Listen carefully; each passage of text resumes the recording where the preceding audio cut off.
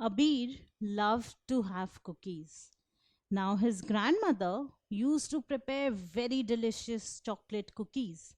So, one day his grandmother prepared lots of cookies for him and she gave him some jars to store those cookies. And Abir very happily agreed to do that. But he was surprised to see the names written on the jars. He saw that the rightmost jar was given the name ones, the jar just to the left of that was labeled tens, and the jar to the left of tens was labeled hundreds. So he was very surprised as to why are the jars labeled like that. But still, he started storing cookies in these jars. So he started with the ones jar and he put 1, 2, 3, and 4 cookies in the ones jar, and he kept on adding the cookies in the ones jar till he reached 1, 2, 3, 4, 5, 6, 7, 8, 9. 9 cookies. So here we see that he has already added 9 cookies in the ones jar. He's already added these 9 cookies. Now let me ask you a question here. How many fingers do you have? You have 10 fingers, right? All of us have 10 fingers. So why did God choose to give us 10 fingers? Why not 9? Why not 11? Is there something special with the number 10? Well, there is. Number 10 is a very special number. Let us see what this special number does for Abir's jar. So as soon as Abir adds the 10th cookie, they all form a pile and jump to the 10th jar. So when Abir added the 10th cookie to the ones jar, the cookies formed a pile, they popped out of the ones jar and they jumped into the 10th jar.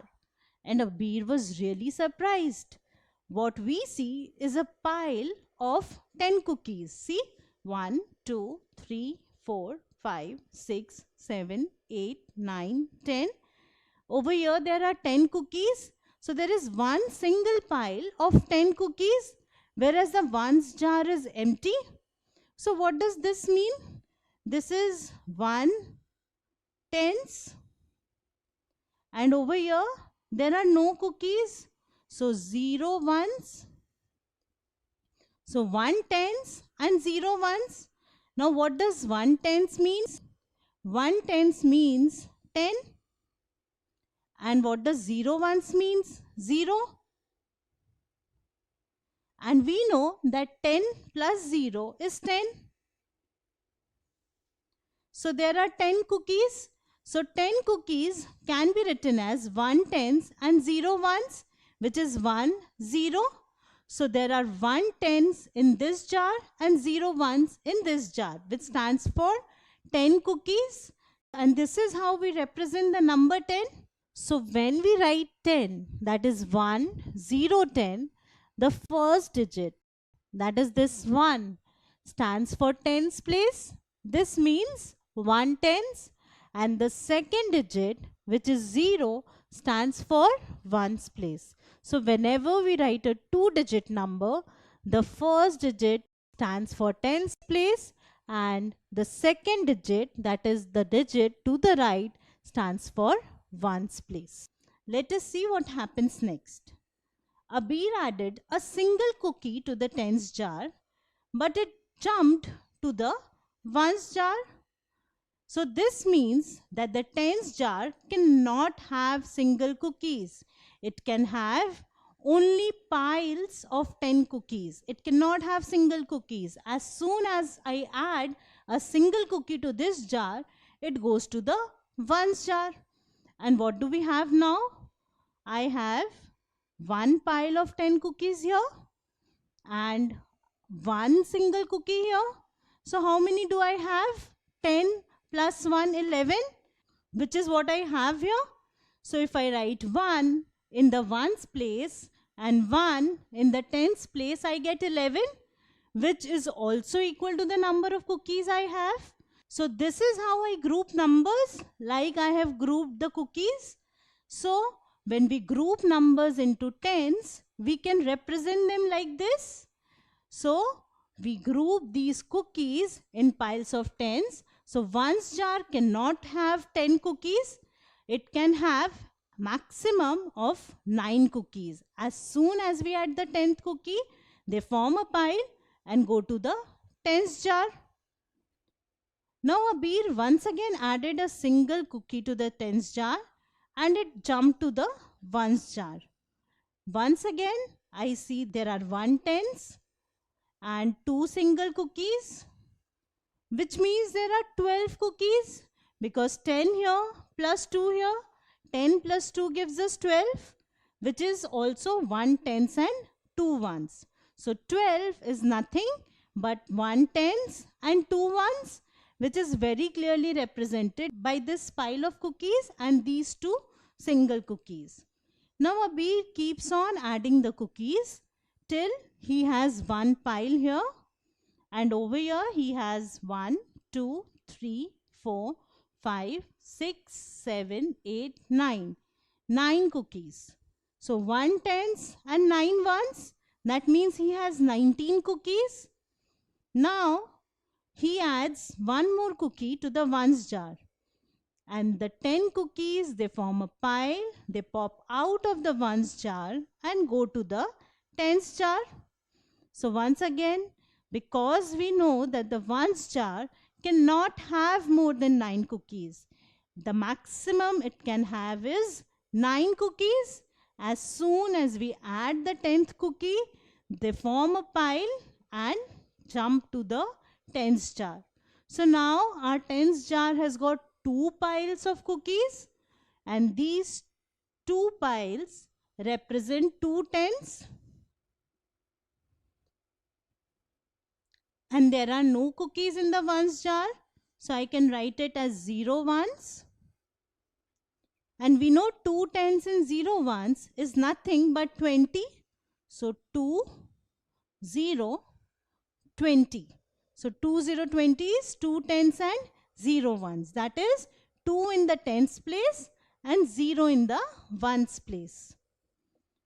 Now Abir added 1, 2, 3, 4 more cookies to the ones jar. And how many cookies do we have here? 2 piles of 10 cookies and 1, 2, 3, 4. 4 single cookies. So there are 24 cookies in all, which Abir has already stored. So now can you tell me how many cookies are here? Even without counting, can you tell me how many cookies are here? So how do we find out? Do I count the individual cookies? No. I know that each pile contains 10 cookies or represents 1 tens. So let me count the number of piles here. 1, 2, 3, 4, 5. There are 5 piles, which means 5 tens. And how many single cookies? 1, 2, 3, 4, 5, 6. 6 single cookies. So 5 tens and 6 ones. Now what does 5 tens and 6 ones mean? 5 tens is 50 and 6 ones is 6. So if I add them, 0 plus 6 gives me 6 and I have a 5 here. So 56 cookies, which is what we have here. So now you know how important this representation is. So 56 stands for actually 5 tens and this is 6 ones.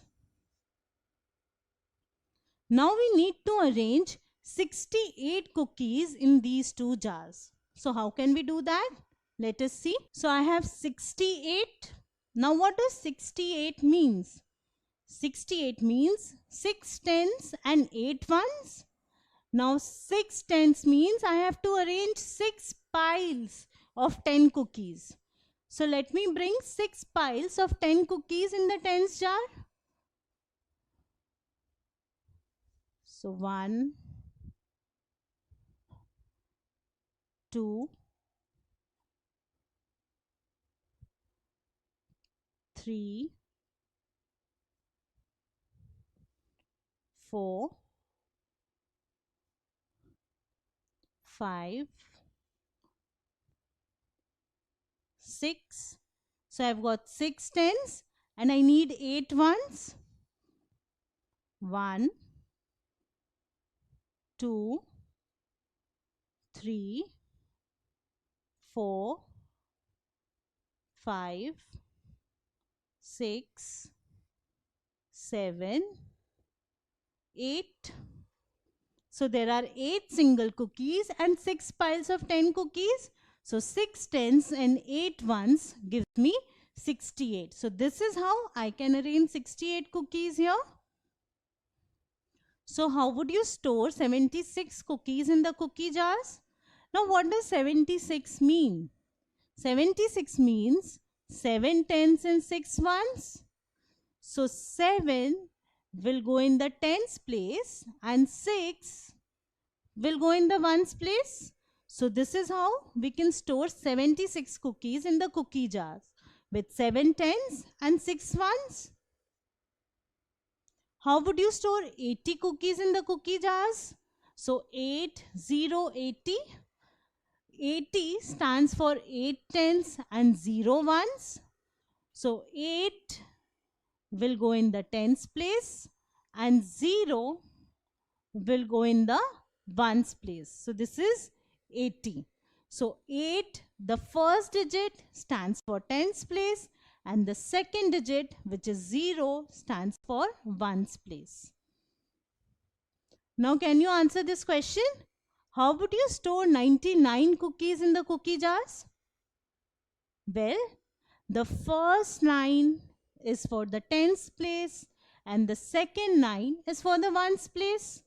So it is 9 tens and 9 ones. So this is how I can store 99 cookies in the cookie jars. So this is how you represent numbers. So the first digit stands for tens and the second digit stands for ones. So this 9 is actually 9 tens or 90, whereas this is 9 ones or only 9.